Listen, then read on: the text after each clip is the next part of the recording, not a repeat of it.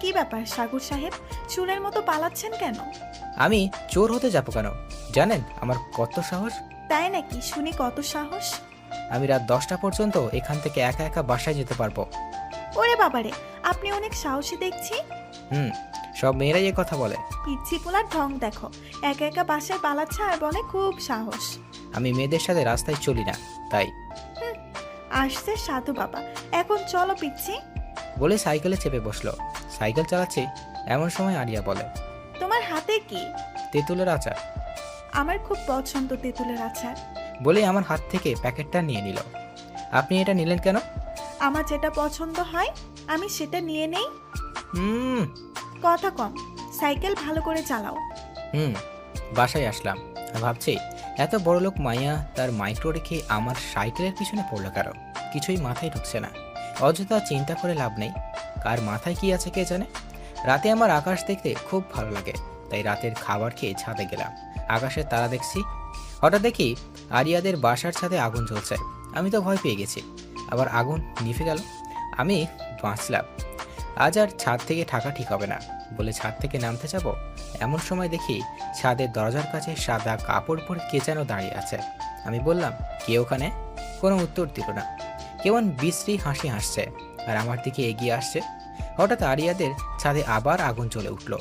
আগুনের আলোতে আমি সাদা কাপড় পরে আমার দিকে এগিয়ে আসছে, আর তার পা যেখানে দিচ্ছে সেখানে রক্তের ছাপ পড়ছে। ভয় আমার যান বুক থেকে হাতে চলে আসছে। আমি ভয়ে ভয়ে থর থর করে কাঁপছি। কাছে চলে এসেছে ভূতটা। ভয়ে আমি কথা বলতে পারছি না। বিশ্রী হাসি হাসছে আর তার মুখ দিয়ে রক্ত বের হচ্ছে।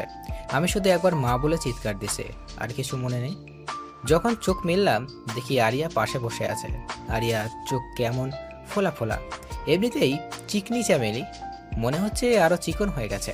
আমার চোখ ঘোলাতে আরিয়া আমাকে ডাকলো, আর আরিয়া চলে গেল। কি ব্যাপার, চলে গেল কেন? আমি কি মরে গেছি নাকি? মা, আমার কথা শুনতে পাচ্ছ? কি বাজে বকছিস? শুনতে পাবো না কেন? আমি সত্যি বেঁচে আছি তো? তোর মাথা মনে হয় গেছে। ভূতে আমাকে খেয়ে ফেলেনি? ভূত কিসের ভূত? কোনো ভূত নাই। ওই সাজে আরিয়া তোর কাছে গেছিল। কি এত বড় সাহস আমাকে ভয় দেখায়? আরিয়াকে খুঁজছি, পাইলে আজ খবর আছে। সিনিয়র ফিনিয়র দেখাবো না। আমি বিছানা থেকে উঠতে চেষ্টা করলাম কিন্তু পারলাম না। শরীরটা কেমন দুর্বল অনুভব করলাম, তাই আর বিছানা থেকে না উঠে শুয়ে থাকলাম। শুয়ে থাকতে থাকতে ঘুমিয়ে পড়ছি, বুঝতে পারিনি। আম্মুর ডাকে ঘুম ভাঙলো। সাগর, এই সাগর, আর কত ঘুমাবি? এবার ওঠ। মা ঝামেলা করো না তো, ঘুমাতে দাও। পুরো দিন ঘুমিয়েছিস, আর কত ঘুমাবি? এবার তো ওঠ। আচ্ছা উঠছি। শোন, আবার কি হলো? ঘুম থেকে উঠে আরিয়ার কাছে যাবি। ওকে, তো কাছে পেলে? চুপ কর। মেয়েটা সকাল থেকে এখনো খায়নি। খাইনি কেন? আমি কি জানি? তুই যা, ওর থেকেই শোন গিয়ে। আচ্ছা। বিছানা থেকে উঠে ফ্রেশ হয়ে আরিয়ার বাড়ির দিকে গেলাম। ওর বাসায় যেতে আরিয়ার ছোট ভাই। আরে সাগর ভাইয়া, কেমন আছেন এখন? আমি তো ভালোই আছি, তোমার কি খবর? আমার খবর ভালো, কিন্তু আপুর খবর খারাপ। তোমার আপু কি হয়েছে? কাল রাতে আপনাকে ভয় দেখানোর পর থেকে এখনো পর্যন্ত কিছু খাইনি, শুধু কান্না করছে। তোমার আপু কোথায়? আপুর রুমে। আমি আরিয়ার রুমের দিকে গেলাম। রুমে ঢুকে দেখি পুরা ঘর এলোমেলো, আর আরিয়ার জানালার ধারে বসে আছে। আমি আরিয়ার কাঁধে হাত রাখতেই চমকে উঠে পিছনে তাকাই আরিয়া। সিনিয়র আপু, আপনি বললে কাল থেকে নাকি খাননি? কোনো কথাই নাই, কান্না শুরু। আবার কি হলো? এখন আবার কান্না করছেন কেন? আমার জন্যই তোমার আজ এমন হলো, আমি বুঝতে পারিনি তুমি এত ফিতু। এই, আমাকে ভূত বলবেন না, আমি মেলা সাহসী। ওরে আমার সাহসী রে, যে ভয়ে জ্ঞান হারায়। বলেই হাসতে লাগছে আরিয়া। আমি তার হাসিটা এক ধ্যানে দেখছি। ওর হাসিটা অনেক সুন্দর, আর কান্না মিশ্রিত হাসিটা আরো বেশি সুন্দর। যে কোনো ছেলের হৃদস্পন্দন থেমে যাবে। ভাবনার দেশে তার পৃথিবী জয় করা হয়ে যাবে কয়েক সেকেন্ডে। ওই হ্যালো, এক ধানে তাকিয়ে কি ভাবছো? হক চুকিয়ে কিছু না, আপনার হাসিটা না অনেক সুন্দর। কেন, আমি সুন্দর না? না, আপনি পেত্রীর মতো দেখতে, বলেই দৌড় দিলাম। আরিয়া আমার পিছে পিছে দৌড়াতে লাগলো আমাকে ধরতে, কিন্তু আমাকে ধরা এত সহজ না। আমি দৌড়ে বাড়ি চলে এসেছি। রুমে ঢুকে হাঁফ নিচ্ছি, এমন সময় আম্মুর ডাক। সাগর, এদিকে আয়। আম্মুর আবার কি হলো? আম্মুর কাছে গিয়ে দেখি আরিয়ার আম্মুর কাছে। তুই আরিয়াকে কি বলেছিস? কই কিছু বলিনি তো। মিথ্যা বলছে আন্টি। আমি মিথ্যা বলি না। তুই চুপ কর। সত্যবাদী উঠে আসছে। মা একটা মেয়ের সামনে এইভাবে বললে ইজ্জত থাকবে আমার? ওরে আমার ইজ্জতদার রে। আন্টি আমার খুব ক্ষুধা লাগছে, খেতে দিন। আচ্ছা মা, তুমি দাঁড়াও, আমি খাবার নিয়ে আসি। বলে আম্মু খাবার আনতে গেছে। তোমার আজ খবর আছে সাগর সাহেব, কি খবর? সময় হলেই দেখতে পাবে। আম্মু খাবার নিয়ে চলে এসেছে। এই নাও মা তোমার খাবার। আন্টি সাগর আমাকে পেতনি বলছে, শিখনা চামেলি বলেছে, আর বলেছে ঝড়ে নাকি আমি উড়ে যাব, তাই শাস্তি হিসাবে এখনো আমাকে খাওয়াই দিবে। শখ কত, বললেই হলো। না হলে আমি আজও খাবো না কিন্তু। সাগর তুই আরিয়াকে খাওয়াই দে, মেয়েটা কাল থেকে না খেয়ে আছে। পারবো না। তাহলে আজ থেকে তোর খাবার বন্ধ। এটা কেমন বিচার মা? হ্যাঁ, যদি কথা না শুনিস তাহলে খাওয়া বন্ধ। ঠিক আছে, দিচ্ছি। আমি আরিয়াকে খাওয়াই দিচ্ছি, আরও চেয়ারে বসে 32 পাটি দাঁত বের করে হাসছে আর খাচ্ছে। আমার তো গা চলে যাচ্ছে, মনে হচ্ছে তুলে এক আছাড় দিই, কিন্তু কিছু বলতে পারছি না। কিছু বললে আবার খাবার বন্ধ হয়ে যাবে। হাতে কামড় দিলেন কেন? ইচ্ছে করে দিচ্ছি নাকি, এমনিতেই লেগে গেছে। আপনি ইচ্ছা করেই দিছেন। ইচ্ছা করে দিলে তুমি কি করবে শুনি? আর খাওয়াই দিব না। আন্টি! আম্মুকে ডাকতে হবে না, আমি খাওয়াই দিচ্ছি। Good boy. খাওয়া শেষ করে আম্মুর সাথে কি আজেবাজে কথা বলে বাসায় যাচ্ছে, আর যাবার সময় বলে গেল, ছোট, এটা মাত্র শুরু, বহুত খুশ বাকি হে। বলে মুখ দিয়ে ভেঙচি কেটে চলে গেল। আমি আমার রুমে চলে এলাম। মেয়েটা আমার ইজ্জত পাংচার করে দিল। শেষমেশ আমি একটা মেয়েকে খাইয়ে দিলাম। না, এটা হয় না। এর প্রতিশোধ আমি নিব। দেখে নিব আমি আরিয়াকে। আমাকে চেনে না আমি কি জিনিস। এবার খালি সুযোগ আসুক হাতে। আমি কতগুলো ভাবছি, আর আম্মুর ডাক। সাগর এদিকে আয়। কি হয়েছে মা? আজ কলেজে যাবি না? দেখছো না আমি কত অসুস্থ, তাহলে কি করে যাব? খালি বাহানা খোঁজা তোর। একটা বাহানা পেলেই হলো, তাহলেই কলেজ অফ। সত্যি বলছি তো, আজ আর যাব না, কাল থেকে যাব। আচ্ছা ঠিক আছে, এক কাজ কর। কি কাজ? আরিয়ার গাড়িতে সমস্যা হয়েছে, ওকে কলেজে নামিয়ে দিয়ে আয়। আমি কি জন্য ওকে নিয়ে যাব? এলাকাতে অনেক বখাটে আছে, জানিস তো। মেয়েটা একা যেতে ভয় করছে। তো আমি কি করব? তুই নিয়ে যাবি। আমি পারবো না বলেই ঘরের দিকে যাচ্ছিলাম, তখন দিকে আরিয়া দরজার কাছে দাঁড়িয়েছিল। সেখান থেকে চলে গেল। আজকে আমি ঠিক প্রতিশোধ নিয়েই নিয়েছি। আমার সাথে মস্তানি। আজকে যাও বাবা, দেখো রাস্তায় কি জিনিস। রুমে এসে ঘুমিয়ে পড়ি। বিকালের দিকে পাড়ায় খেলতে বের হয়েছি। অনেকদিন পর আবার খেলাধুলা করব। বন্ধুদের সাথে অনেকক্ষণ আড্ডা দিব। আম্মুর ফোন পেয়ে বাসায় গেলাম। কি একটা জরুরি দরকার আছে বলল। বাসায় এসে দেখি আমার বাড়িতে নতুন আঙ্কেল আন্টি, তার ছোট ছেলে, মানে আরিয়ার বাবা মা আর ভাই। কি হয়েছে আম্মু? এক চড়, তাও 1996 সালে বাংলাদেশের যত জোরে ঝড় হয়েছিল তার চেয়ে দ্বিগুণ জোরে। মনে হচ্ছে গালটা অবাস হয়ে গেছে। বলবে তো কি হয়েছে, না বলেই মারতে শুরু করলে। তোকে কত করে বললাম মেয়েটাকে তার কলেজে নিয়ে যা, সময় ভালো না। মেয়েটা নতুন, কিছু চিনে না, এখনো বাড়িতে আসেনি। বন্ধুদের সাথে হয়তো আড্ডা দিয়েছি, একটু পরে হয়তো চলে আসবে। ওর আজকে দুপুরে চলে আসার কথা ছিল, কিন্তু এখনো আসেনি। আর একটু দেখেন চলে আসবে। বিকাল থেকে ফোন সুইচ অফ বলছে। তুমি একটু যাও না বাবা। আচ্ছা আন্টি, আমি দেখছি। বাড়ি থেকে বের হয়ে কয়েকজন বন্ধুকে ফোন দিলাম। তাদের সব কিছু খুলে বললাম। ওরাও আমার সাথে যেতে রাজি হলো। আরিয়ার বন্ধু বান্ধবীদের বাসার ঠিকানা জোগাড় করে তাদের বাসায় গেলাম। কারো বাসায় নেই। বাসায় ফোন করলাম, কিন্তু এখনও আসেনি মেয়েটা। রাত 9টা বাজে। এখন একটু চিন্তা হতে লাগলো, যদি আমি আসতাম তাহলে এমন হতো না। আরিয়া যেসব রেস্টুরেন্টে যায় তা তাদের বন্ধুদের সাথে শুনে সেখানেও খোঁজ খবর নিলাম, কোথাও নেই। রাত 10টা বেজে গেছে। পাগলের মতো শহরের অলিগলি খুঁজে বেড়াচ্ছি, কোথাও পাচ্ছি না। কোথায় গেল কিছু বুঝতে পারছি না। মাথাটা কেমন ভারী হয়ে আসছে। আমার দোষ। আমার কথাগুলো আরিয়া শুনতে ফেলেছিল, আর তখন একাই কলেজে যাই। আমি কেন এমনটা করলাম? আমি যদি এমনটা না করতাম তাহলে এসব কিছু হতো না। শহরের সব জায়গায় খোঁজ শেষ। কি করব আমি এখন? বাসায়ও যেতে পারছি না। সবাই আমরা অপেক্ষাতেই আছে। আমার মাথাটা ঠিকভাবে কাজ করছে না। আমি জীবনে এত চিন্তা হয়নি। আজ যতটুকু হচ্ছে, হৃদস্পন্দন 100 গুণ বেড়ে গেছে। দোস্ত, সব জায়গায় তো খুঁজলাম, কোথাও পেলাম না। এখন কি করব? আমি নিজেও জানি না। চল পুলিশের কাছে কমপ্লেন করে বাসায় যাই। আজকে আমি বাসায় যেতে পারবো না। আমার জন্য সব হয়েছে, আমিই দায়ী বলে মাটিতে বসে পড়লাম। এভাবে ভেঙে পড়িস না, দেখিস আমরা আরিয়াকে ঠিকই খুঁজে পাবো। আমার চোখ দিয়ে তখন টুপ টুপ করে পানি পড়ছে। নিজেকে কেমন ঘৃণা হচ্ছে, কেন আমি এলাম না। শান্ত হ দোস্ত, হৃদয় শাকিল পুলিশের কাছে যাক, আর আমি আর তুই টিপু ভাইয়ের কাছে যাই। টিপুর কাছে কেন? কোথাও তো খুঁজে পেলাম না। যদি আরিয়া কিডন্যাপ হয় তাহলে টিপু ভাইয়ের কাছে জানতে পারো। এই শহরে যত কিডন্যাপ হয় সব তার জানা থাকে। ঠিক আছে চল। ওরা দুইজন পুলিশের কাছে গেল আর আমরা টিপু ভাইয়ের কাছে যাচ্ছিলাম। রাস্তায় বাইকের তেল ফুরিয়ে যায়, তেল ভরতে পাম্পে যাই, তারপর তেল ভরি, তারপর টিপুর কাছে যাই। এত রাতে দেখা করতে চাইছিল না, তাও অনেক বলে দেখা করলাম। টিপু ভাইকে সব খুলে বললাম। তারপর টিপু ভাই ও লোকদের কাছে ফোন করলো, তারপর বলল, আমার লোকেরা আজকে কোনো মেয়েকে তুলেনি। তাহলে উপায়? শহরে একটা নতুন গ্যাং এসেছে, যারা ডাক্তারি পড়া মেয়েদেরকে কিডন্যাপ করে তাদের আফ্রিকাতে পার করে দিচ্ছে, আর এদের দিয়ে চিকিৎসার কাজ করানো হয়। আর আমার লোকরা বলল তারা আজ 3টা মেয়েকে তুলেছে, এখন তাদের মধ্যে থাকলেও থাকতে পারে। আমার পায়ের নিচে মাটি মনে হচ্ছে সরে যাচ্ছে। আমার বাকশক্তি, ভাবনা শক্তি কিছু কাজ করছে না, নড়তে পারছি না। তোমরা দেরি না করে বেরিয়ে পড়ো, তোমাদের হাতে আজকে রাতটাই আছে। আজ রাতে মনে হয় না তারা শহর ছেড়ে বের হবে, তাই যত তাড়াতাড়ি পারো বেরিয়ে পড়ো। আমরা টিপু ভাইয়ের কাছ থেকে বিদায় নিয়ে বেরিয়ে পড়ছি। কোনো কথা বলতে পারছি না। রাস্তায় এক পাশে দাঁড়িয়ে আছি, পাশে একটা ছোট্ট দোকান আছে। এক কাপ চা খাচ্ছি আর ভাবছি কোথায় যাব আর কি করব। কিছু মাথায় আসছে না। হাতে সময় 1 রাত। হঠাৎ একটা মাইক্রো এসে থামলো, তারাও চা খাচ্ছে। তাদের একটা কথাই আমার ধ্যান ভেঙে গেল। তাদের কথা এমন ছিল, ভাই মাল তিনটা কিন্তু দেখতে হেভি।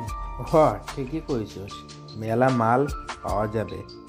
ভাই আমার না ওই চিকন করে মেয়েটাকে হেভি লাগছে। তো কি হয়েছে, আপনি যদি অনুমতি দিতেন তাহলে আজ রাত। আচ্ছা ঠিক আছে, রাতে তোর ওইটা আপনার পায়ে ধুলা দিন ওস্তাদ। তাদের চা খাওয়া শেষ হয়ে যাচ্ছিল।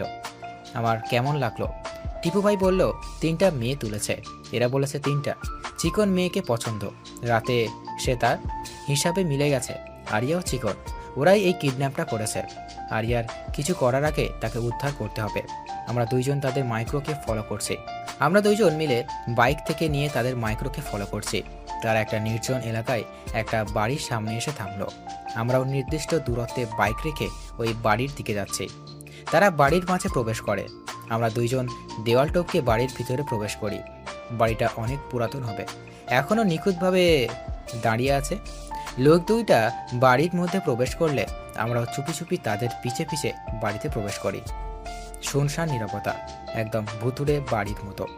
তবে এদের জন্য এমন বাড়ি পারফেক্ট লোকজন নেই, অনেক ভূতের বাড়ি হবে।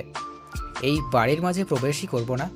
লোক দুইটা একটা রুমে প্রবেশ করে আর তখন মেয়ের আত্মচিৎকার পায়। আমার তো তখন রক্ত মাথা থেকে পা পর্যন্ত 1 সেকেন্ড 1000 বার যাতায়াত করছে। আজকে এই দুইটা আমার হাতে মরবে বলে আশেপাশে তাকাতে দেখি একটা রড পড়ে আছে। রডটা নিলাম। আমার বন্ধু নিল একটা আর একটা রড। লোক দুইটা যে রুমে প্রবেশ করেছে ওই রুমে প্রবেশ করতেই চোখ বুজে নিয়েছি। একটা মেয়ের উপর দুইটা মানুষ তাদের পৈশাচিক আনন্দ করছে। পুরা উলঙ্গ অবস্থায় একটা মেয়ে আর বাকি দুইটা একপাশে বাঁধা আছে, কিন্তু এদের মধ্যে আরিয়া নেই। লোক দুইটা আমাদের দুইজনকে দেখে অনেকটা ভয় পেয়ে গিয়েছে। আমার মাথা তখন রক্ত চড়ে আছে, তাই কিছু না ভেবে রড দিয়ে লোক দুইটাকে ইচ্ছে মতো পেটাতে শুরু করেছে। আর একটু হলে তাদের মেরেই ফেলতাম। আমার বন্ধু আমাকে থামায়। আমি উলঙ্গ মেয়েকে তার কাপড় দিলাম, সে তা পরে নিল। মেয়ে 3টে আতঙ্কে আছে, কথা বলতে পারছে না। আমি লোক দুইটাকে এক জায়গায় বসিয়ে রাখলাম। তোরা এই মেয়ে 3টিকে কোথায় পেলি? আজকে ওদের কিডন্যাপ করেছি। কেন করেছিস? বলে দিলাম আরেকটির বাড়ি। আমাদের এই কাজ করতে বাধ্য করা হয়। বাধ্য করা হয় মানে? সব কিছু খুলে বল। বলে আর একটা বাড়ি দিয়েছি। এত মারলে বলবো কি করে? তাড়াতাড়ি বল, আবার দিলাম নয়তো। মাথা খারাপ হয়ে আসছে, তাড়াতাড়ি বল।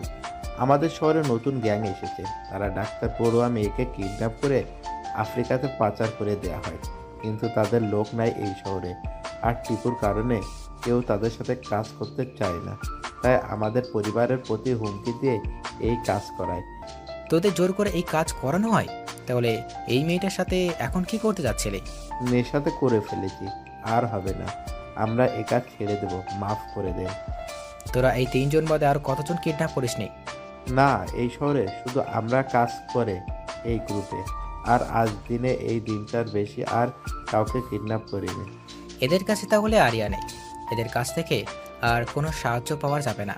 তাই পুলিশকে ফোন করে তাদের পুলিশের কাছে দিয়ে মেয়ে 3 থেকে একটা হাসপাতালে নিয়ে গেলাম। রাত তখন 2টা। মেয়ে 3টাকে হাসপাতালে ভর্তি করিয়ে তাদের জন্য ঔষধের ব্যবস্থা করছি। একজন অনেক ভয় পেয়ে আছে, একজন নির্বাক হয়ে আছে আর পাগলের মতো আচরণ করছে।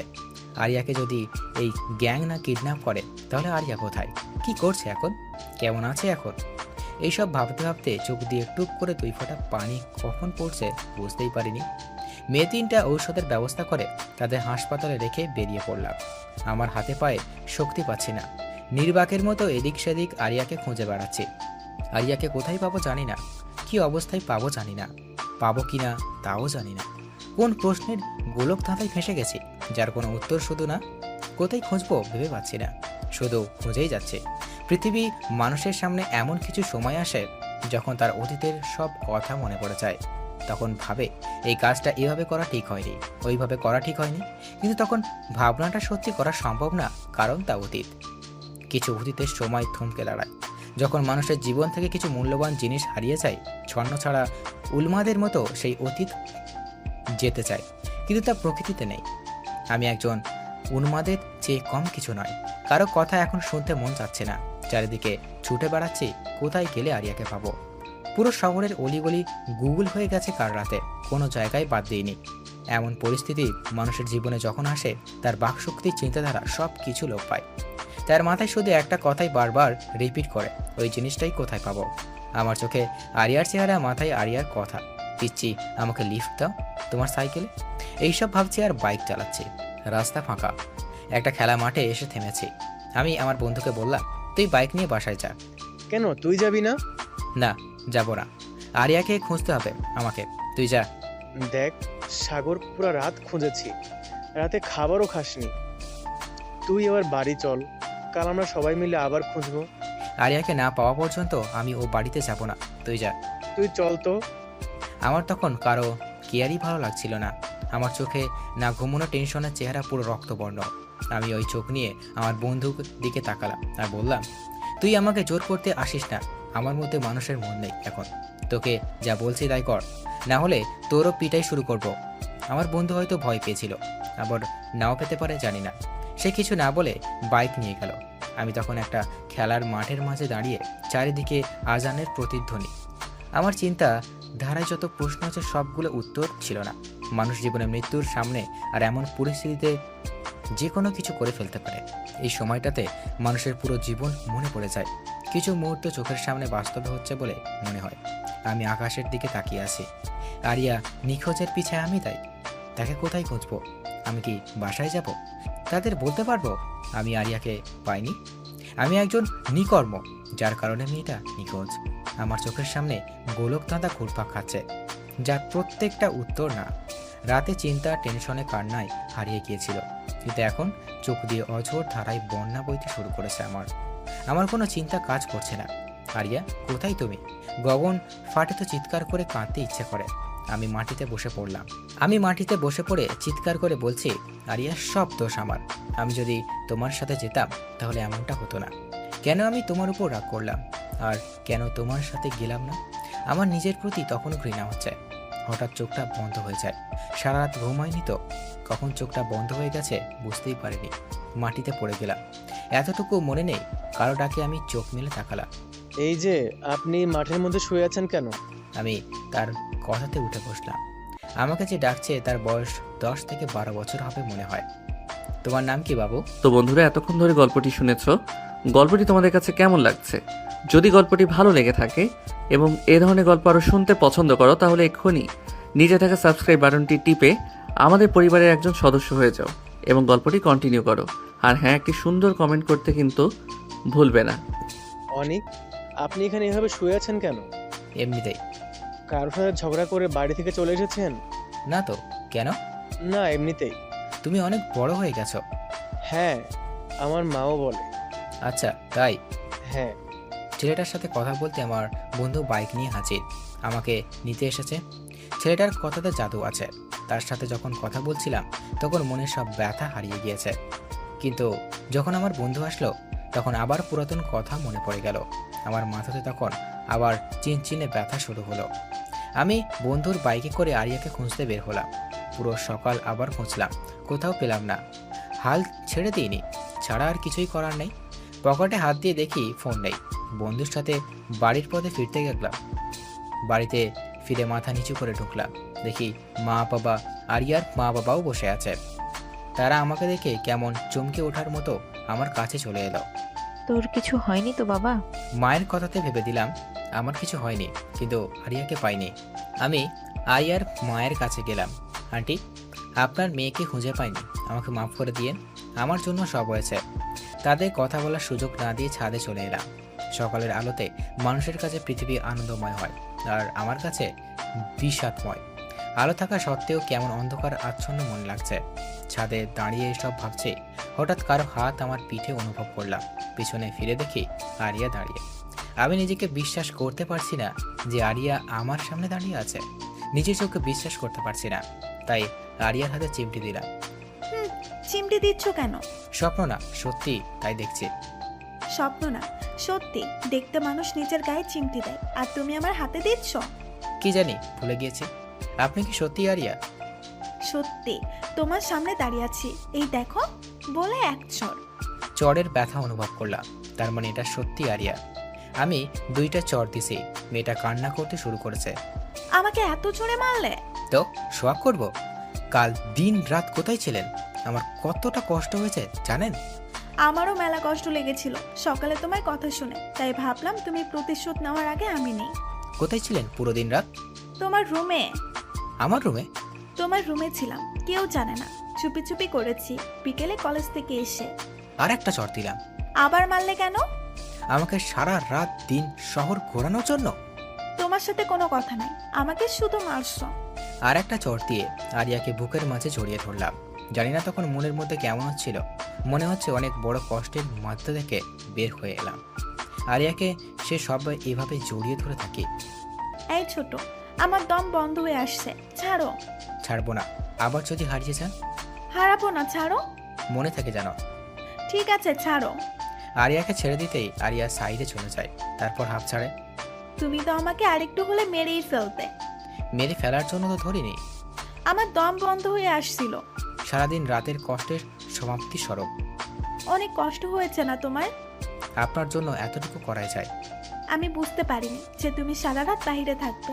তোমার ফোনে অনেকবার ফোন দিয়েছি, কিন্তু অফ বলছে। ফোনটা হারিয়ে গেছে।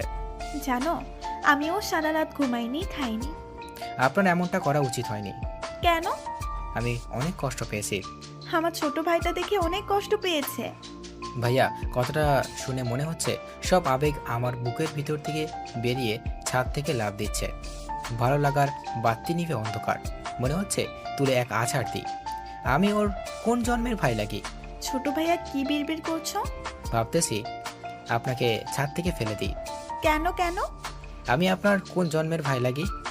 তুমি তো আমার আদরের ছোট ভাই।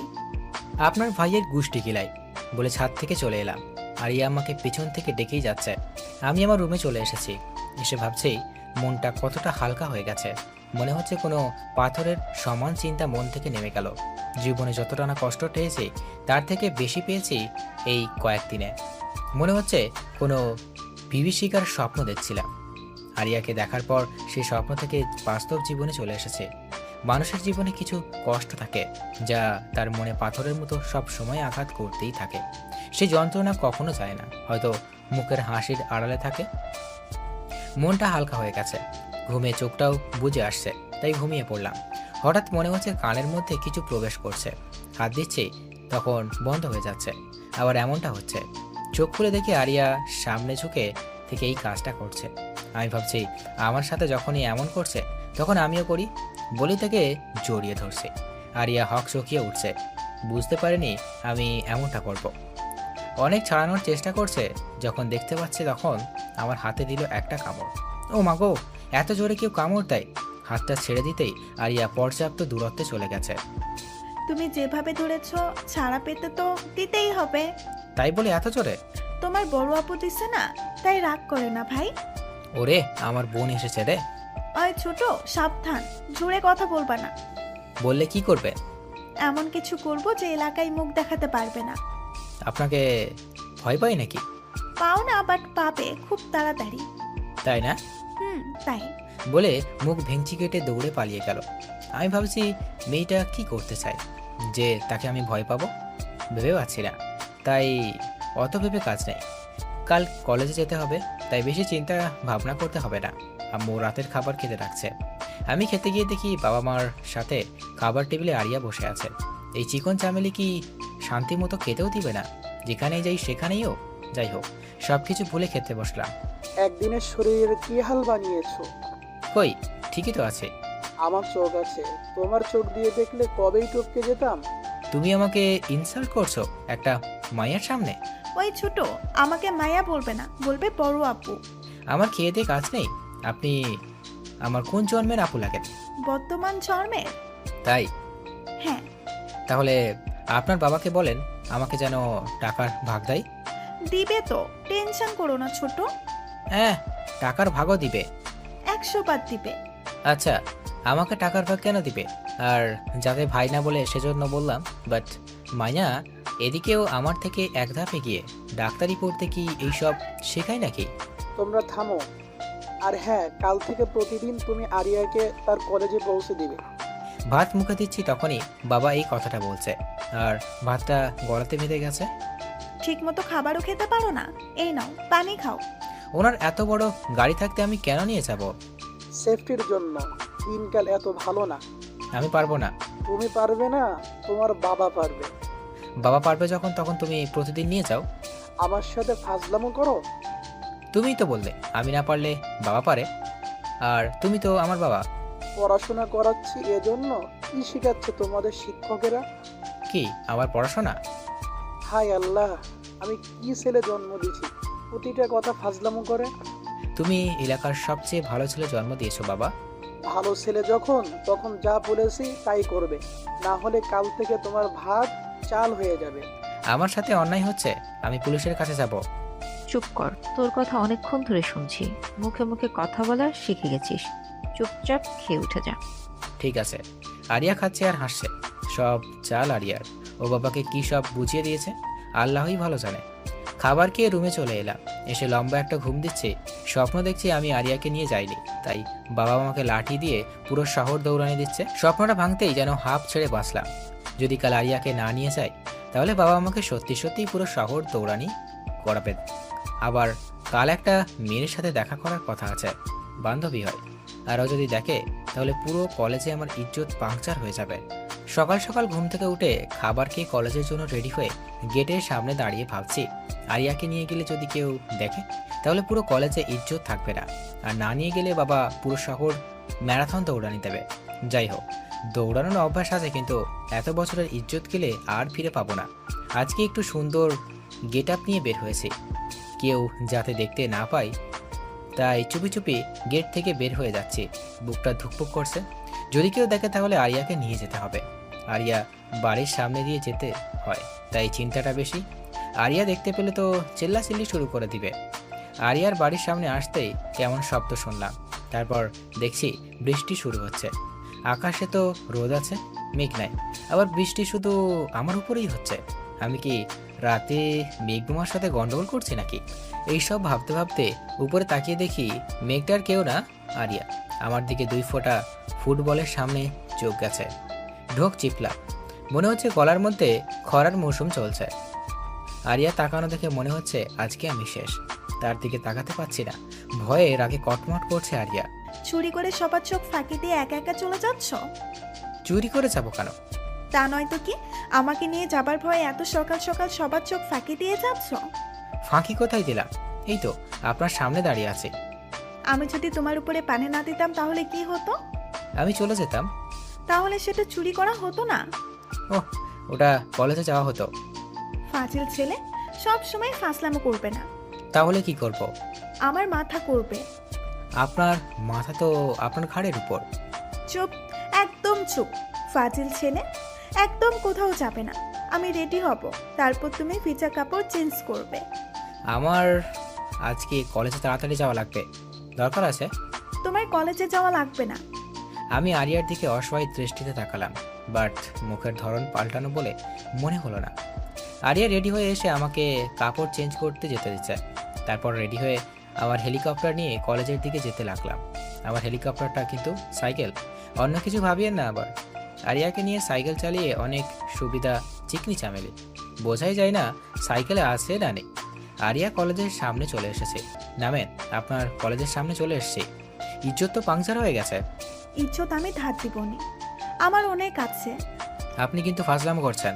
তোমার থেকে শিখেছি। আমি শিখিয়েছি? কবে, কখন, কিভাবে? প্রতিদিন তখন শেখাবে। ফাজিল মাইয়া কোথাকা বলে চলে এসেছে। আমার সাথে মস্তানি মারে, দেখে নিব একদিন কলেজে গিয়ে। বন্ধুদের সাথে আড্ডা দিলাম। আজকে দিনটা আরিয়ার কাছে স্পেশাল। আজকে সাগরের বার্থডে। সেদিন তার মায়ের কাছ থেকে শুনেছে ছেলেটা আসলেই পাগল, কিছু বোঝে না, সবসময় উল্টাপাল্টা বোঝে। তাকে আজকে সারপ্রাইজ দিতে হবে, এমনভাবে দিতে হবে যাতে বুঝতে না পারে। বন্ধুদের সাথে আড্ডা দিচ্ছে এমন সময় আরিয়ার ফোন। ছোট ভাই কোথায় আছো? যেখানেই থাকি তাতে আপনার কি? আপনাকে কলেজে পৌঁছে দেবার কথা দিয়েছি। শোনো, আমার একটু দরকার আছে, তুমি আমার কলেজের কাছে চলে আসো। পারবো না। পারবা না? ঠিক আছে, তাহলে আমি ওই রাস্তার মাঝখানে গিয়ে দাঁড়িয়ে থাকবো।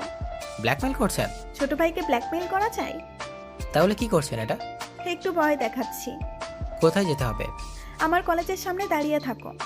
আমি আরিয়ার মেডিকেল কলেজের সামনে দাঁড়িয়ে আছি। এখানে দাঁড়িয়ে থাকার আলাদা একটা ফিলিংস আছে। ডাক্তারি পড়া মেয়েদের দেখতে একটু সুন্দর বেশি হয়, আবার সাদা এপ্রন পরে তখন তো হুড়পড়ির মতো লাগে। না না, আমি ভালো ছেলে, এইসব চলে না। কিন্তু চোখে আজকে কি হলো, খালি সুন্দরী মেয়েদের দিকে চোখ চাই। নির্ঘাত কোনো অসুখ হয়েছে, ডাক্তার দেখাতে হবে। একটু পর দেখি একটা sweet, cute, beautiful, awesome, nice, wow, heavy একটি মেয়েকে আমার দিকে হাত বাড়িয়ে ডাকছে। তখন বুকের ভিতর ধুকপুক করছে, আর তাকে হেব্বি লাগছে। গানটা শুনতে পাচ্ছি না। তুমি যদি ডাকো হুড়পড়ি, তোমার জন্য আমি কি না করে যেতে পারি? তুমি চাইলে পাড়ি দিব 7 সমুদ্র 13 নদী, এরা তো একটা রাস্তাখানি। বলেই তার দিকে যাচ্ছে, আর মেয়েটা 2 হাত বাড়িয়ে আমার দিকে এগিয়ে আসছে। ও নো, এ তো ফিলিংস। আমি কোথায় রাখবো? মনে হচ্ছে আশেপাশে কেউ নেই, খালি আমি আর ডাক্তারনিটা। মনের মধ্যে হাডুডু ফুটছে। আমিও 2 হাত বাড়িয়ে তার কাছে যাচ্ছি, তাকে জড়িয়ে ধরতে যতটুকু লাগে। তাকে জড়িয়ে ধরবো এমন সময় একটা পাশ কাটিয়ে আর একটা ছেলেকে জড়িয়ে ধরলো। তখন মনের মধ্যে শুনতে পাচ্ছি, সুন্দরী তুমি কার, তুমি কার। ওদের দিকে তাকিয়ে থাকতে কখন দেওয়ালের সাথে ধাক্কা লেগেছে বুঝতেই পারিনি। আরিয়া দেখি পাশেই দাঁড়িয়ে হাসতে হাসতে মাটিতে বসে পড়ছে। এত হাসির কি আছে? একটু অ্যাক্সিডেন্ট হতেই পারে। অ্যাক্সিডেন্ট কেমন হয়? অজান্তে কিছু হলে তাকে অ্যাক্সিডেন্ট বলে। বাট এটা তো ইচ্ছে করে হয়েছে। অজান্তে হয়েছে। হয়েছে, আর শাক দিয়ে মাছ ঢাকতে হবে না, আমি সব দেখেছি। কি দেখছে? দেখছি একটা লুচ্চা ছেলে 2 হাত বাড়িয়ে একটা মেয়ের দিকে যাচ্ছিল, মেয়েটা তাকে না ধরে অন্য কাউকে ধরেছে। ইজ্জত পাংচার হয়ে গেছে একবার। এটাও দেখে নিয়েছে, এখন কি করি? কি হলো, কথা বলছো না কেন? এমনি।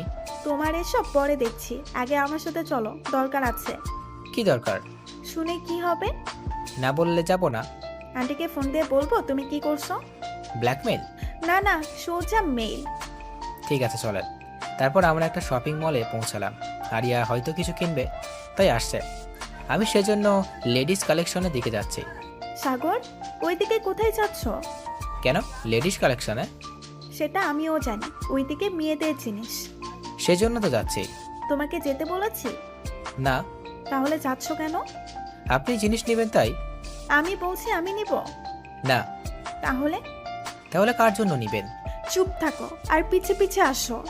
আমি তখন আরিয়ার পিছে পিছে যাচ্ছি। পরিচিত কেউ আমাকে দেখলে চোখ বড় বড় করে তাকিয়ে দেখছে, মনে হচ্ছে জীবনে আমাকে কখনো দেখেনি। এটা কেমন হবে? আমি আরিয়ার কথা শুনে তার দিকে তাকালাম।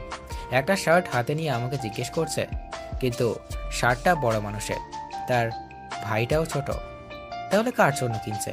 কি হলো বলো? কার জন্য? এত প্রশ্ন কেন? এমনি। শার্টটা কেমন? ভালো না। আচ্ছা, তুমি একটা শার্ট পছন্দ করে দাও।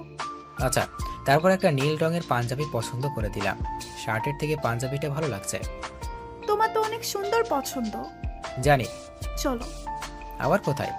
একটা শাড়ি কিনবো। একটা নীল রঙের শাড়ি কিনতে 3 ঘন্টা লাগিয়েছে। মেয়ে মানুষের সাথে কিন্তু কেউ শপিং মলে আসে? মেয়ে মানুষের সাথে শপিং মলে আসা মানে নিজের পায়ে কুড়ুল মারা। আচ্ছা, পাঞ্জাবিটা কার জন্য? তোমার এত আগ্রহ কেন এটা জানার প্রতি? আগ্রহ হলে আমি কি করব? আগ্রহ করা বন্ধ করে দাও। আগ্রহ নিজে থেকেই হয়। বেশি জ্ঞান থাকা ভালো না। আপনার থেকে কম আছে। ফাজিল ছেলে, চুপ থাকতে পারো না? আচ্ছা, চুপ থাকবো। বলেন, পাঞ্জাবিটা কার জন্য? আমার বিএফ এর জন্য। এবার চুপচাপ চলো বাড়ির দিকে। বুকের বাম পাশটা তখন কেমন জানি চিনচিনে ব্যথা করছে। মনে হচ্ছে ভারী কিছু মনের উপর জমা হচ্ছে। আরিয়ার বিএফ আছে। আরিয়া পিছু পিছু মার্কেট থেকে বের হলাম। তখন মনের মধ্যে ভারী কিছু বেঁধে আছে। মনে হচ্ছে বুকটা শরীরের চেয়ে ওজন বেশি হয়ে গেছে। মার্কেট থেকে বের হয়ে আরিয়াকে নিয়ে বাসায় আসলাম। তার সাথে কোনো কথা বলিনি।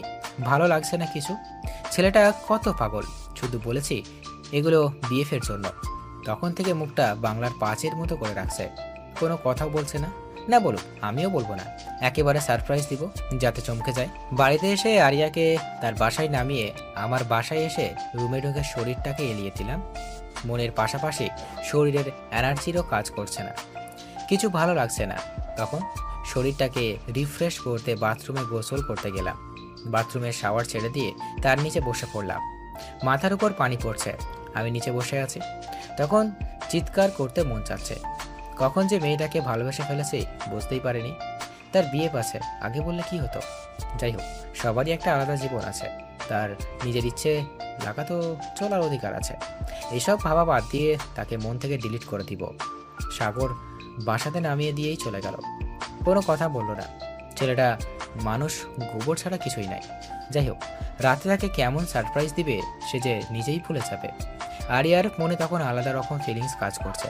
কীভাবে তাকে সারপ্রাইজ দিবে এটা ভাবতে ভাবতে গোসল শেষ করে খাবার খেয়ে বন্ধুদের সাথে আড্ডা দিতে চলে গেলাম।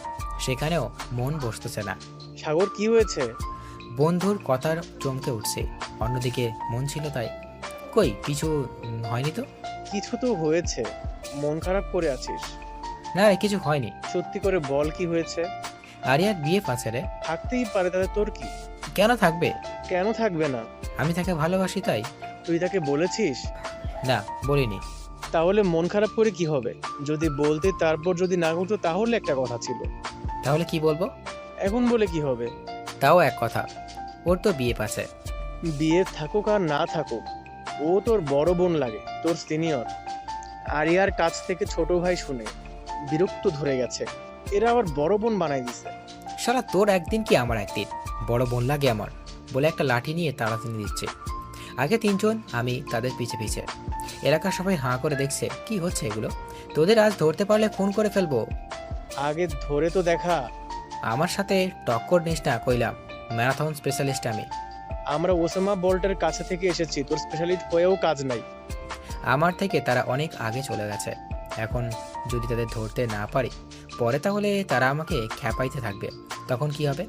আর এলাকার মেয়েগুলোও দেখছে, যদি ধরতে না পারি তাহলে ইজ্জত পাংচার হয়ে যাবে। তখন কি করব? এইসব ভাবছি, ঠিক তখনই মাথার মধ্যে ঝাক্কাস একটা বুদ্ধি চলে আসছে। চোর চোর, আমার টাকা চুরি করে পালাচ্ছে, কেউ ধরো। যখনই কথাটা বলেছি এলাকার বুইড়া থেকে শুরু করে সবাই তাদের পিছু নিয়েছে। একজন দেখি চাইনিজ কুড়াল নিয়ে বার হচ্ছে। মনে হচ্ছে আজ ধরতে পারলে তাদের কুচি কুচি করে কাটবে। আমি সবার পিছে পড়ে গেছি। সবার আগে আগে ছুটতেছে এক চাচার কথা, বেটা দিনের বেলা চুরি করো, ধরতে পারলে হাত কেটে দিব। আর একজন বলে আমি ওদের সারাদিন বাজারের মধ্যে কান ধরিয়ে দাঁড় করিয়ে রাখবো।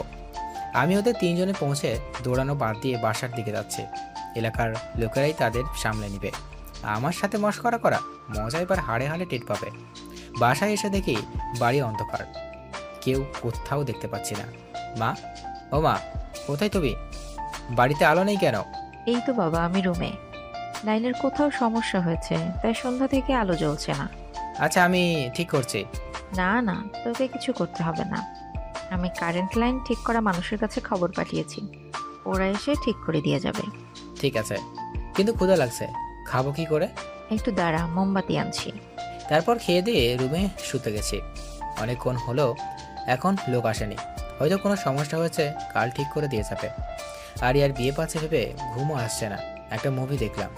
হঠাৎ মনে হলো কিছু হাঁটার আওয়াজ পাচ্ছি। ঘড়িতে তখন 11:55 বাজে। এত রাতে বাড়িতে কি আসলো? মা বাবা তো ঘুমাচ্ছে, তাহলে কি চোর? আমি তাড়াতাড়ি শব্দটা অনুসরণ করছি, দেখি ছাদের দিকে চলে গেল। আমি ওই ছাদের দিকে যাচ্ছি, হঠাৎ মনে হলো ছাদের দিক থেকে কেউ হাসছে। কিছু চুরি করে ছাদ থেকে পালাচ্ছে না তো? মা কি করে ছাদের গেটটা লাগাবে না? কি যে চুরি করছে তা ঠিক নেই, আর চোরের একদিন কি আমার একদিন। ছাদের সিঁড়ির উপর দেখি কেউ আসছে। চোরের আজ শিক্ষা দিয়েই ছাড়বো, ইয়ালি বলে পেরাতে শুরু করেছে। কোনো কথা নাই, শুধু কিল ঘুষির শব্দ। দেখি ছাদের দরজা দিয়ে আরও কেউ আসছে, তখন তাকেও শুরু করছে। চোরের শিক্ষা আজ হবে। মারের শব্দ আর চিৎকারের মা বাবা চলে আসছে। হঠাৎ দেখি আলো জ্বলতেছে, আর নিচে আমার বন্ধুরা পড়ে আছে। তাদের চোর মনে করে পিটাইছি। তোরা এখানে কি করে? মারার পর জিজ্ঞেস করছিস আগে কি করতে হয়েছিল?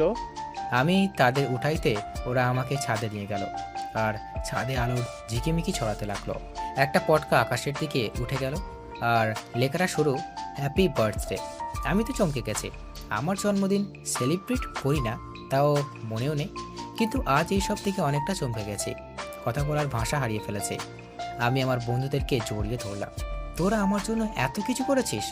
কি দুঃখে তোর জন্য এসব করতে যাব? তাহলে পিছনে দেখ, ওই করছে। পেছনে তাকিয়ে দেখি নীল শাড়ি পরে আরিয়া দাঁড়িয়ে আছে। চোখে কাজল, একদম নীল পরীর মতো লাগছে। মনে হচ্ছে এভাবে সবসময় তাকিয়ে থাকি। এভাবে তাকিয়ে কি দেখছো ছোট ভাই? ভাই মন খারাপ কেন? তোমার জন্য এত কিছু প্ল্যানিং করেছি আর মন খারাপ করে আছো? সব আপনার প্ল্যানিং? হ্যাঁ, আমার ছোট ভাই। কয়বার বলছি আমাকে ছোট ভাই বলবেন না? বলবো, 100 বার বলবো ছোট ভাই। থাকেন, আপনার ছোট ভাই নিয়ে আমি গেলাম। আরে আরে, কই যাও? ঘুমাতে। আমরা এত কষ্ট করলাম আর তুমি এখন ঘুমাতে যাবে? ছোট ভাই না করলে থাকবো। ঠিক আছে, এমন করব না ছোট ভাই। আবার? সরি, এই নাও তোমার বার্থডে গিফট। পাঞ্জাবি? এটা আপনার বিএফের জন্য কিনছিলেন যে? আরে ধুর বোকা, তোমাকে চুপ করাতেই এমনি বলছি। তাই? হ্যাঁ, এখন পাঞ্জাবিটা জলদি পরে চলে এসো। তারপর আমি পাঞ্জাবি নিয়ে পড়তে আমার রুমে চলে এলাম। আমি পাঞ্জাবি পরে ছাদে গেলাম। এতটুকু সময়ে আরিয়ার বাবা মা ভাই চলে এসেছে। 3 বন্ধু, আরিয়ার পরিবার আর মা বাবা। একটা ছোটোখাটো পার্টি। নীল পাঞ্জাবি আমি আগে পরিনি, আজ প্রথম। তবে দেখতে ভালোই লাগছে মনে হয়। আমি ওখানে যেতে আরিয়া এসে পাশে দাঁড়ালো, আর আমার বন্ধুরা হাঁ করে তাকিয়ে আছে। মনে হচ্ছে তাদের মুখের মধ্যে ঢুকে যায়। দোস্ত, তোদেরকে হেভি লাগছে। আমার বন্ধু বলল, ভালো জিনিস তো ভালো লাগবেই। তোর খালি উল্টা ভাবনা। কথা উল্টা ভাবা যায়? চুপ কর, এদিকে আয়। তারপর কেক কেটে বার্থডে পালন করলাম। সেদিন রাতে অনেক মজা করেছি, অনেক সারপ্রাইজও হয়েছে। আর তখনকার সবচেয়ে দেখার মতো ছিল আরিয়া। নীল শাড়ি, চোখে কাজল, একদম নীল পরীর মতো লাগছে। আমার কাছে রাতটা অনেক স্মরণীয় হয়ে থাকবে। আমি ভেবেছিলাম পাঞ্জাবিটা অন্য কাউকে দিবে, বাট আমাকে দেয়। অনেক খুশি হয়েছে। পরের দিন আমার এক বন্ধুর আত্মীয় মারা যায়। তার সাথে আমার 3 বন্ধু যায়। অনেক দূরের পথ। সেখানে গিয়ে লাশ কবর দিতে দিতে অনেক রাত হয়ে যায়। সেদিন আর বাসায় ফেরা সম্ভব না, সে রাত ওখানেই থেকে যায়। আমাকে এখানে থাকতে একদম ভালো লাগছিল না। বাড়িতে থাকলে আরিয়ার সাথে ঝগড়া করলেও তাকে দেখতে পেতাম, আর এখন দেখতে পাচ্ছি না। একদম মন বসছে না এখানে, তেমন অস্থির লাগছে। প্রেমে পড়লে হয়তো এমনই ফিলিংস হয়। তার কথা বারবার মনে হবে, অস্থির লাগবে, তাকে দেখতে মন চাইবে, মনে হবে তার সাথে একটু কথা বলতে পারলে হতো। আমারও এমন হচ্ছে। কি দোস্ত, এত অস্থির কেন? কোথায় অস্থির? বুঝতেই পারছি কেমন করছিস। কোনো কিছুতেই মন বসাতে পারছিস না। এমনিতেই ভালো লাগছে না। আরিয়াকে মনে পড়ছে? এখানে আরিয়ার কথা কেন আসলো? যাকে ভাবছিস তার জন্য অস্থির, তার কথা তো আসবেই। তোর এত ভাবতে হবে না, তুই চুপচাপ থাক। তোর সাথে কথা বলাই বেকার। তাহলে বলিস না। হট। রাগ করে চলে গেল। কোনো মতে রাত পার করছি, স্বপ্নেও আরিয়া দেখছি। এই রোগ যার হয় তার যে কি সমস্যা, কোনো মেডিসিন নাই। মরবেও না, আবার সুস্থ থাকবেও না, মধ্যব্যাধি একটা। পরের দিন বাসায় আসবো, সেদিনও একটা দরকারে আসা হলো না। 2 দিন অনেক কষ্টে কাটিয়েছি। মনে হচ্ছে 2 দিন 48 ঘন্টা হয়ে গেছে, তবে বাড়িতে ফিরছি। এতে অনেক আনন্দ লাগছে যে আরিয়াকে দেখতে পাবো। মুচকি হাসিস কেন? আমার এক বন্ধুর কথায় তার দিকে তাকালাম, কথা ঘোরাতে বললাম, কাল কার্টুন দেখছি, সে কথা মনে পড়ছে আর তাই হাসি পাচ্ছে। আচ্ছা, আমরা কি ফিডার খাই? খেতেও পারিস চুপচুপি। তোর সব কথা দেরি করে দেওয়া লাগে। কথা তো সোজা পথেই যায়, বিজ্ঞান তো সেটাই বলছে। আর্টসের ছাত্র, তুই বিজ্ঞানের কি বুঝিস? আরে তোর মতো উল্লুক পরিচালনায় বিজ্ঞান জানি। সাগর, ভালো হবে না। কি করবি? আরিয়াকে তোর অতীত বলে দেব? তো আমি কি করব? ঠিক আছে, বলবো নে। আমি তোর কথা বলছি। অতীত জীবনে একটা পুলিশ সুপারের মেয়েকে পছন্দ করতাম। মেয়েটা অনেক সুন্দর ছিল, কিন্তু জাতরেল ছিল জানতাম না। একদিন সেজেগুজে একদম নায়ক সেজে প্রপোজ করছি, তখন আমাকে তার বন্ধুদের সামনে কান ধরিয়ে উঠবোস করাইছে। এই কথা যদি আরিয়াকে বলে তাহলে ইজ্জত বলে আমার কিচ্ছু থাকবে না, ইজ্জতের ফালাফালা হয়ে যাবে। হৃদয়, তোর আবার কি হলো? চকলেট খাবি? আমি ছোট নাই যে খাবো। তাহলে কি খাবি? আচ্ছা, তুই হঠাৎ জামাই আদর করে যাচ্ছিস, তাও নিচ থেকেই, কিন্তু কেন? তুই আমার কত ভালো বন্ধু, তোর মতো বন্ধু আর একটাও নেই। আমার কথা শুনে হাঁ করে আমার দিকে তাকিয়ে আছে। কার মুখে কোন কথা শুনছি? আমার মুখে শুনছিস? কিন্তু কেন? আরিয়াকে আমার অতীতের কথা বলিস না। ও, এই ব্যাপার। তাই বলি, কার মুখে কি কথা? আমার ইজ্জতটা রাখিস দোস্ত। পারবো না। ঠিক আছে, আমিও সামিয়াকে বলবো তোকে একটা মেয়ে পাবলিক প্লেসে থাপড়াইছে। তোর মনে আছে? থাকবে না কেন? কেন থাপড়াইছে তাও মনে আছে। দোস্ত চুপ কর, এই কথা বললে সামিয়া আমাকে থাপড়াবে। এই শর্তে বলবো না। কি শর্ত? তুই আরিয়াকে কিছু বলবি না, আমিও তাহলে সামিয়াকে কিছু বলবো না। ঠিক আছে, রাজি। ওকে। তারপর নিশ্চিন্ত মনে বাড়িতে আসতেছি। বাড়িতে এসে দেখি বাড়িতে কেউ নেই। বেল দিয়ে দিয়ে দরজা খুলছে না। আমি ফোন বের করে মাকে ফোন দিলাম। মা, কোথায় তুমি? আমি বাড়ির বাইরে দাঁড়িয়ে আছি। আমি তোর বাবা আরিয়ার বাসায় আছি। ওখানে কেন? কারণ আছে, তুই এখানে আয়। আচ্ছা। ফোনটা রেখে আরিয়ার বাড়িতে গেলাম। আমার বাবা মা সহ আরিয়া কয়েকজন আত্মীয় এসে দেখছে।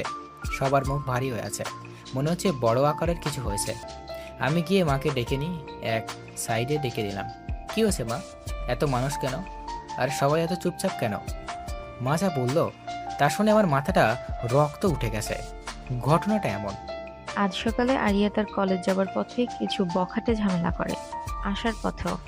আর সন্ধ্যার দিকে এসে আরিয়ার বাবা মাকে বলে গেছে যে আরিয়াকে বিয়ে করবে, না দিলে জোর করে তুলে নিয়ে গিয়ে করবে। তাই এত মানুষ। আর সবাই এ ব্যাপারে সিদ্ধান্ত নিতে এত গুরুগম্ভীর ভাবে ভাবছে। সবাই গুরুগম্ভীরভাবে এটা নিয়ে চিন্তিত করছে কি করা যায়। ছেলেটার নামে অনেক রিপোর্ট আছে, কিছু না করে ফেলে তার আগেই এটা ব্যবস্থা করতে হবে। পরে কোনো ঘটনা যদি ঘটে যায় কিছু করা যাবে না। সবাই যে যার মনের ভাবনা প্রকাশ করছে, আর আমি এক জায়গায় দাঁড়িয়ে ঘামতেছি। কিরে সাগর, তুই এমন ঘামছিস কেন? মায়ের কথা শুনে চমকে উঠেছি। প্রচুর গরম পড়েছে তো তাই। তোর মাথা ঠিক আছে? মাথায় দিলাম, বললাম ঠিক আছে। মাথার উপর ফ্যান চলতেছে আর তোকে গরম লাগছে? গরম মনে হয় আমার উপর রাগ করছে। কি সব জাতা বলছিস? কি হয়েছে তোর? কি করে বলি? আরিয়ার বিয়ের চিন্তা করছে সবাই। আমার মনের ভিতরে তখন খরার মৌসুমি শুরু হয়ে গেছে। কিছু না, বড়দের সবার কথাতে একটা কথা বুঝলাম, আরিয়া বিয়ে দিতে হবে, না হলে সমস্যা। এখন কার সাথে দিবে এটাই ভাবনার বিষয়, কারণ বেশি দেরি করা যাবে না। কিছু ঘটার আগেই সব কাজ শেষ করতে হবে। আরিয়ার মন খারাপ। তার কত স্বপ্ন ছিল সে একদিন ডাক্তার হবে, মানুষের সেবা করবে, কিন্তু তার হবে না। একটা বখাটের ভয়ে তাই বলে এত তাড়াতাড়ি বিয়ে দেবে? খুব কান্না করতে ইচ্ছে করছে আরিয়ার। সবার সিদ্ধান্ত হলো আরিয়ার মামাতো ভাইয়ের সাথে তার বিয়ে হবে। এটা শুনে আমার বুক চিনচিনে ব্যথা অনুভব করতে পারছে। মনে হচ্ছে দিলটা বুকের ভিতর থেকে লাফ দিয়ে বেরিয়ে ফ্যানের সাথে লটকে যাবে। আমার আর এখানে থাকা সম্ভব না। যাকে ভালোবাসি তার বিয়ে অন্য কারোর সাথে হবে শুনে কি করে থাকি? কেউ থাকতে পারবে না। আমি আর বাড়িতে চলে এলাম। এসে বাথরুমে ঢুকে অনেকক্ষণ গোসল করলাম। আমার যখন মন খারাপ থাকে বা কষ্ট পাই তখন অনেকক্ষণ গোসল করি। গোসল করে বেরিয়ে ছাদে চলে গেলাম। আকাশ ভরা তারা, সাথে থালার সামনে চাঁদ, কিন্তু আমার কাছে তখন পুরো আকাশ অন্ধকার দেখাচ্ছে। মনে হচ্ছে চারিদিকে অন্ধকার, আমার কাছে সামনে এগিয়ে যাওয়ার রাস্তা নেই। যা হচ্ছে নীরবে মেনে নিতে হবে। মনের গইনে তখন ভাবনার দুয়ারে চলে গেছি। সে ভাবনা রোবটিক, কোনো শব্দ নেই, নিস্তব্ধের পরিবেশ। হঠাৎ শরীরে ঝাঁকুনি অনুভব করলাম। তাকিয়ে দেখি মা দাঁড়িয়ে কি যেন বলছে, আমি শুনতে পাচ্ছি না। আচ্ছা, আমি কি মরে গেছি? শুনতে পাচ্ছি না কেন কিছু? গালের উপর ঠাস করে একটা শব্দ হলো। এবার সব শুনতে পাচ্ছি, তার মানে বেঁচে আছি। আমাকে মারলো কে? কতক্ষণ থেকে কথা বলছি, যা বলছি তা শোনা বাদ দিয়ে আবার ভাবনার জগতে যাচ্ছিস। আমি মরে গেছি না বেঁচে আছি তা ভাবছিলাম। আর একটা থাপ্পড়। ব্যথা লাগছে? হুম। তাহলে বেঁচে আছিস, এবার নিচে চল। নিচে যাব না, অন্ধকার আকাশ দেখতে ভালো লাগছে। আকাশে চাঁদ নেই, তাই কত সুন্দর। মা আমার দিকে অবাক চোখে তাকাচ্ছে। এভাবে অবাক চোখে তাকাচ্ছ কেন? ভাবছি তোকে কতক্ষণ মারা লাগবে। আর একটা থাপ্পড়। মা তুমি এভাবে কয়েকটা থাপ্পড় মারছো কেন? আমার লাগে না বুঝি? তোকে না মারলে সোজা হবি না। আকাশে চাঁদ তারা সব আছে, আর তুই বলিস কিছু নাই। সত্যি আছে। আর একটা থাপ্পড়। আমার মনে হচ্ছে কান্না শুরু করে দিই, কিন্তু ছেলে মানুষ, তাই কান্না করতে পারছি না। একটু স্যাড মুডে থাকতে চাই, তাও থাকতে দিবে না। আমি না হয় কষ্টে ওইগুলো বলেছিলাম, তাই বলে এত মারা লাগবে? আমার রুমে নিয়ে এসে মা বলল, এই পাঞ্জাবিটা পরে নে। এই রাতে কেন পরবো? আরিয়ার বিয়ে আজ রাতে। তার বিয়ের অনুষ্ঠানে কি এভাবেই যাবি? আজকেই বিয়ে?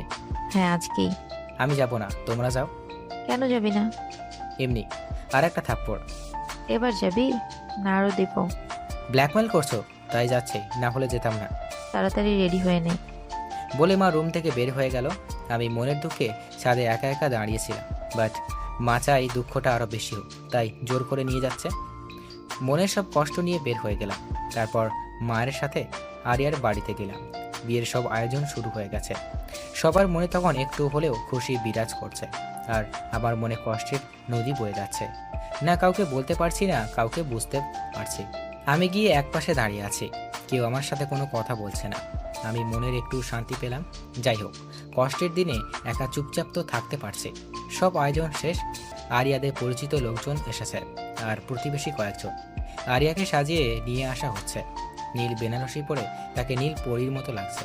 চোখে কাজল, চোখের দিকে তাকালে যে কোনো ছেলে ঘায়েল হয়ে যাবে। আচ্ছা, আমি খুশি হচ্ছি কেন? এই সাজে তো আরিয়ার অন্যের ঘরে চলে যাবে, তাহলে তো কষ্ট পেতে হবে আমাকে। মনটা খারাপ করে অন্যদিকে তাকালাম। আরিয়াকে দেখবো না, কিন্তু ওই ছেলে মনে কুত্তার লেজের মতো হাজার দড়ি দিয়ে বাঁধলেও সোজা হয় না, দেরি করে। এত সুন্দর সেজে না দেখে থাকা যায়, তাই আমি আবার তার দিকে তাকালাম। আরিয়া মাথা নিচু করে আছে, হয়তো লজ্জা পাচ্ছে, বাট আমি পাচ্ছি না। আমি এক ধ্যানে দেখছি, আর তো কোনোদিন দেখা হবে না, তাই আজকেই দেখি মন ভরে, সারা জীবনের জন্য। সাগর ভাই, আপনি ওইভাবে আমার আপুর দিকে তাকিয়ে আছেন কেন? আরিয়ার ভাইয়ের কথা শুনে ভ্যাবাচাকা খেয়ে গেছি। এমন প্রশ্ন করবে আমি ভাবতেও পারিনি। তোমার আপুকে কেন দেখতে যাব? আমার কি কোনো কাজ নেই? আমি তোমার আপুর কাপড় দেখছিলাম। কাপড় কি অন্য কেউ পরে আছে? তোমার বোনকে দেখিনি। আমি তো দেখলাম হাঁ করে তাকিয়ে আছেন। কেন রে? হাঁ করে তাকিয়ে থাকলে সমস্যা? হ্যাঁ, সমস্যা। আমার আপুর পেট খারাপ করবে। এই ব্যাটার আমার থেকেও বড় জিনিস। এর কাছে থাকলে মান ইজ্জত বলে কিছু থাকবে না, সব পাংচার হয়ে যাবে। তাই তার কাছে অন্য জায়গায় গেলাম। আরিয়া বসে আছে, বাট জামাই কোথায় কিছু বুঝতে পারছি না। কোনটা জামাই? কাজী সাহেব এসে গেছে। কাজী জামাইকে ডাকতে বলল। মা আমাকে ডাকছে। কি হয়েছে মা? আরিয়ার পাশে বস। আমি কি জন্য বসবো? তোর সাথে বিয়ে, তাই? মিথ্যা কেন বলো? আমি নিজেই কানে শুনেছি তার মামাতো ভাইয়ের সাথে বিয়ে। আরিয়া ওটা না করে দিয়েছে, আর তোকে বিয়ে করতে চেয়েছে। আমাকে? হ্যাঁ, তোকে। আমার মাথা ঘুরতেছে, মনে হচ্ছে চারিদিকে সবকিছু ঘুরতেছে। কখন যে মাথা ঘুরে পড়ে গেছি বুঝতেই পারিনি। যখন চোখ খুলে দেখি আরিয়ার সামনে দাঁড়িয়ে, আর তার হাতে একটা গরুর ইঞ্জেকশন। চোখ খুলে আরিয়ার হাতে ইঞ্জেকশন দেখে আমি তো ভয় পেয়ে গেছি। আমার ইঞ্জেকশন দিতে ভয় লাগে, আর আরিয়া ইঞ্জেকশন নিয়ে দাঁড়িয়ে আছে। আপনি এই ইঞ্জেকশন দিয়ে কি করবেন? তোমাকে দিব। কেন? আমি ইঞ্জেকশন দিই না। তুমি দাও না তো কি হয়েছে, আমি দিব। না, আমি দিব না বলে উঠে পালাতে যাব, তখন আরিয়া আমাকে ধরে ফেলছে। পালাচ্ছ কোথায়? আমার বাড়িতে যাব, থাকবো না এখানে। আমিও তো যাবো একটু পর তোমার বাড়িতে। আপনি কি জন্য যাবেন? ও মা, শ্বশুর বাড়িতে যাবো না তো কার বাড়িতে যাব? আপনি খারাপ ডাক্তার, এত বড় বড় ইঞ্জেকশন মানুষকে দেন, আপনাকে বিয়ে করবে? তুমি করবে, আর এখন করবে। আমি করব না। হাতে ইঞ্জেকশন নিয়ে? এটা তাহলে তোমাকে দিতে হবে। না, আমি দিব না। তাহলে এখন আমার সাথে চলো কোথায়? বিয়ে করতে। আমার বিয়ে করার বয়স হয়নি, বলতে যা দেরি। এক চড় মারলেন কেন? আর এক চড়, এত চড় মারছেন কেন? যখন আমি তোমাকে বিয়ে করতে চাচ্ছি তখন তোমার সমস্যা হচ্ছে।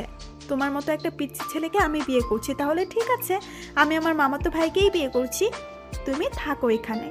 আমি আরিয়ার হাত ধরে ফেলছি। ওই ব্যাটার সাথে বিয়ে করতে দিলে তো করবেন। কে করতে দিবে না শুনি? আমি করতে দিব না। তুমি তো আমাকে বিয়ে করবে না। কে বলছে করব না? আমি করব। আরিয়াকে কোলে তুলে নিয়ে রুম থেকে বাইরে যাচ্ছে। এই কি করছো? সবাই কি ভাববে? যার যা ভালো লাগে ভাবুক। আমার লজ্জা লাগছে। কাপড় দিয়ে মুখ ঢেকে নেন, তাহলে আর লজ্জা লাগবে না। আমাকে এইভাবে আরিয়াকে নিয়ে বাইরে আসতে দেখে সবাই হাঁ করে আছে। মনে হচ্ছে আরিয়াকে কোলে করে নিয়ে তাদের মুখের মধ্যে ঢুকে যায়। আমি যেভাবে আরিয়াকে নিয়ে আসছি, কেন তাদের অবাক হওয়ার কি আছে? আরিয়াকে বাইরে নামিয়ে দিলাম, তার মা তাকে নিয়ে গেল। আমি আমার জায়গাতে চলে এলাম। কাজী সাহেব তার কাজ আরম্ভ করলো। যখন কাজী সাহেব কবুল বলতে লাগলো, তখন দুনিয়ার সব কথা মাথার মধ্যে ঘুরছে। সাগর, তোর স্বাধীন জীবন শেষ। আজ থেকে বাইরে বেশি ঘুরতে পারবি না, কোনো মেয়ের দিকে তাকাতে পারবি না, কাউকে ভালো লাগতে পারবি না। কোথায় কি করছিস সব কৈফিয়ত দিতে হবে। যেখানেই যাবি সেখানে বউকে বগল দাবা করে নিয়ে যেতে হবে। আর তুই বেশি তেড়িবেড়ি করলে তোকে গরুর ইঞ্জেকশন দিবে। তোর জীবন তামাতামা হয়ে যাবে। বিয়ে শাদী করে যে অকালে মরে সে। এইসব কথা মাথার মধ্যে ঘুরছে। বিয়ে যদি না করতে চায় তাহলে 3-4টে ইঞ্জেকশন একেবারে দিবে। ইঞ্জেকশন খাওয়ার থেকে বিয়ে করাই ভালো। তাই কবুলটা বলে দিলাম। অন্য বিয়েতে মেয়ে মানুষ দেরি করে বলে, বাট আমার বিয়েতে আমি দেরি করে বলছি। আরিয়া তো 4G স্পিডে কবুল বলছে, আমি এখন থেকে ডবল। আমি আমার বন্ধুদের ফোন দিয়ে কান্না শুরু করলাম। কিরে সাগর, কান্না করছিস কেন? দোস্ত, চাকরিটা চলে গেল তাই। চাকরি? কিসের চাকরি? কি করে গেল? এই যে সিঙ্গেল গ্রুপের সভাপতি ছিলাম, সেটা আর নেই রে। নাই কেন? বিয়ে করছে। কাকে? আরিয়াকে। একবারও বললি না? মিথ্যা কথা কেন বলিস? ওই মিথ্যা বললাম। মাত্রই তো বললাম বিয়ে করছে, আর বলছিস বলিনি। বিয়ের আগে কেন বলিস না? বিয়ের আগে আমার বিয়ে, আমিও জানতাম না। তাহলে কখন জানলি? বিয়ের পরে। ফাজলামো করিস? না না, তুই রাখ, এখন বউয়ের সাথে রোমান্স করতে হবে বলি ফোন কেটে দিয়েছি। তারপর আরিয়াকে তার বাড়ি থেকে আমার বাড়িতে নিয়ে আসলাম। আসার সময় আরিয়ার সাথে একটা কথাও হয়নি। বাড়িতে এসে আমার রুমে ঢুকতে যাব, কিন্তু দরজা খুলছে না। বাহির থেকে লক করা ছিল, সেটা খুললাম, বাট দরজা খুলছে না। ভিতর থেকে লক হয়েছে মনে হয়, কিন্তু ভিতর থেকে লক হলো কি করে? ভূত টুত ঢোকেনি তো? প্রথম দিনেই আমার রুমে ভূত। এখন কি হবে আমার? আরিয়া পাশে দাঁড়িয়ে। না পারছি পালাতে, বউ না হলে কখন পালাইতাম। বউ বলে ভূতের কাছে রেখে পালাচ্ছি না, আবার থাকতেও পারছি না ভয়ে। কি করি এখন? ঘরের মধ্যে ঘুটঘুটে শব্দ হচ্ছে, কেমন অল্প হাসির শব্দ পাচ্ছি। আজকে আর রক্ষা নেই। গল্পে পড়েছি রাজকুমারীদের ভূতেরা ভালোবাসতো, আর তাদেরকে যারা মারতে পারত তাদের রাজকুমারী বিয়ে করত। আমি তো বিয়ের আগে কাউকে মারিনি, তাহলে কি বিয়ের পরে ভূত এসে হাজির হলো? এখন কি করি? পালাবো? পালানোর জন্য প্রস্তুতি নিচ্ছে, এমন সময় দরজা খুলে গেল। দরজা খোলা দেখে আমি আরিয়ার কোলে উঠে গেছি। দেখি আমার বন্ধু বের হচ্ছে রুম থেকে। তোরা আমার রুমে কি করছিলি? তোর বিয়ে আর আমরা আসবো না বল, এটা হয়? তোরা সত্যি আমার বন্ধু তো? কেন, কি মনে হচ্ছে বল? ভূত মনে হচ্ছে। আমরা জীবন্ত মানুষ। তুই ভাবের কোল থেকে নাম, বেচারি হাঁপিয়ে গেছে। এই চিকন শরীর নিয়ে তোকে ধরে আসে। আমি বউয়ের কোলে আছি। না, আমার কোলে। তোর কোলে থাকলে আমি এই পার কেন? তাকিয়ে দেখ কোথায় আছিস। তাকিয়ে দেখি আরিয়া আমার দিকে তাকিয়ে আছে আর আগে ফুঁসতেছে। আমি আরিয়ার কোল থেকে নেমে তাকে নিয়ে ঘরে গেলাম। দেখি পুরো ঘর সাজানো। এই ঘর আবার কে সাজালো? আমরা সাজিয়েছি। আমার বন্ধুদের কথা শুনে পিছে তাকাই। আমার বিয়ের কথা তোদেরকে বলছে? তোর মা। আর আমরা এসে ঘর সাজানোতে ব্যস্ত ছিলাম, তাই তোর বিয়েতে যেতে পারি। আর আমাকে বললি কেন? তোদের বলিনি? বলে তোদের দৌড়ানি দিছে আর ওরা পালাইছে। বিয়ে বাড়ির সব কাজ সম্পন্ন, এখন ঘুমানোর সময়। আমি বন্ধুদের সাথে আড্ডা দিয়ে খেয়ে রুমে গেলাম। দেখি আরিয়া মাথায় ঘোমটা দিয়ে বেডে বসে আছে। আমার বুকটা কাঁপতেছে। বিয়ে তো জীবনে প্রথম করছি, আবার সিনিয়র মেয়ে। আজ থেকে আমার একার বেডরুম আর একটা মেয়ের সাথে শেয়ার করতে হবে। আমি আরিয়ার পাশে গিয়ে দুরু দুরু বুকে গিয়ে বসেছি। অনেকক্ষণ কোনো কথা বলিনি, চুপচাপ ছিলাম দুইজনে। কারো মুখে কোনো কথা নেই। প্রথম বিয়ে, তাও সিনিয়র মেয়েকে করলে এমনই হয়। আপনার ঘুমটা একটু সরান। কোনো কথা নাই। কি হলো, কিছু বলছেন না যে? তোমার বইয়ের ঘুমটাটা তুমি সরাবে, আমি কেন সরাতে যাব? বউয়ের ঘুমটা স্বামী সরায়। তো অন্য কেউ সরায় নাকি? আমি এর আগে বিয়ে করিনি তো, তাই জানি না। আমি কি আগে বিয়ে করছি? জানা মতে না। তাহলে আমি কি করে জানলাম? আপনি মনে হয় বিয়ে করছিলেন আগে। আরিয়া ঘুমটা ফেলে আমার দিকে রাগে কটমট করছে, আর একটা ইঞ্জেকশন বের করছে। এটা আবার এখানে কেন? তোমার মতো ফাজলকে ঠিক করার যন্ত্র এটা। আমি কি করছি? আমি আগে বিয়ে করছি, এটা কে বলছে? আমি বলেছি। তাহলে ইনজেকশন কাকে দিব? আপনাকে দেন। শুনেছি বউ কষ্ট পেলে স্বামীকে লাগে, আর স্বামী কষ্ট পেলে বউকে লাগে। আল্লাহ গো, আমি কাকে বিয়ে করেছি গো? কাকে আবার? সাগরকে। তোর একদিন কি আমার একদিন। বলেই আরিয়া আমাকে বিছানায় ফেলে দিয়েছে, আর আমার উপর ইঞ্জেকশন নিয়ে বসে আছে। আরে আরে, কি করছেন এটা? তোর ফাজলামও দূর করব। ছি ছি ছি ছি ছি, জামাইকে তুই বলছে? তোর জামাইয়ের গুষ্টি বেচি, তুই আর ফাজলামো করবি বল? করলে কি হবে? এই গরুকে দেওয়া ইনজেকশনটা এখন তোকে দিব। না না, এটা করবেন না, আমার ভয় লাগে।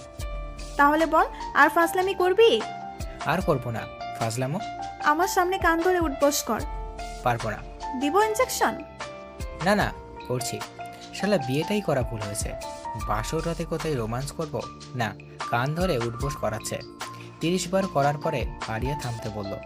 থামো, এখানে এসো। কি? আমার ক্ষুধা লাগছে, খাবার নিয়ে এসো। রাতে খাননি?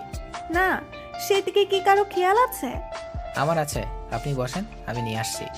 তারপর আরিয়ার জন্য খাবার নিয়ে আসলাম। রুমে ঢুকে দেখি কেউ নেই, ফাঁকা ঘর।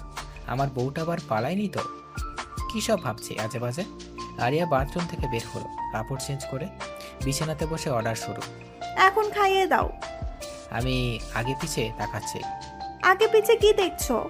দেখতেছি কাকে খাইয়ে দিতে বললেন। তোমাকে বলেছি। আমি জীবনে কাউকে খাইয়ে দিইনি। তো কি হয়েছে, এখন আমাকে দিবে? তারপর আরিয়াকে খাইয়ে দিতে লাগলাম। বিয়ের প্রথম দিনেই এত কিছু করছে, বাকি জীবনে কি করবে তার ঠিক নেই। আরিয়াকে খাওয়ানো শেষ করে বাথরুমে গিয়ে আমিও কাপড় চেঞ্জ করে আসলাম। দেখি আরিয়া বসে আছে। আমাকে দেখেই বলল, এখানে বসো। আমি গিয়ে আরিয়ার পাশে গিয়ে বসলাম। আজ থেকে তুমি আমাকে তুমি করে বলবে, আর আপনি করে নয়। ঠিক আছে, তুমি করে বলবো। কোনো মেয়ের দিকে তাকাবে না, কারোর সাথে ফাজলামো করবে না, আর যত মেয়ে বন্ধু আছে সব বাতিল। এত কিছু আজ থেকে? আজ থেকে মানে এখন থেকে। ঠিক আছে, আমার সিনিয়র বউ যখন বলছে তখন রাখতেই হবে। এই তো গুড জামাই। এত কিছু শুনবো, তার বদলে আমি কি পাবো? কি পাবে? এই নাও, প্রতিদিন পাবে তাহলে। বলেই আমাকে বিছানায় ফেলে দিয়ে আমার বুকের উপর মাথা দিছে। আজ থেকে তুমি আমার সম্পত্তি, সো তার দেখভাল আমাকেই করতে হবে বলেই আমার ঠোঁটে তার ঠোঁট লাগিয়ে দিয়েছে। আরও জানার জন্য বসে আছেন নাকি? কারেন্ট অফ হয়ে গেছে, সংযোগ বিচ্ছিন্ন, সমাপ্ত।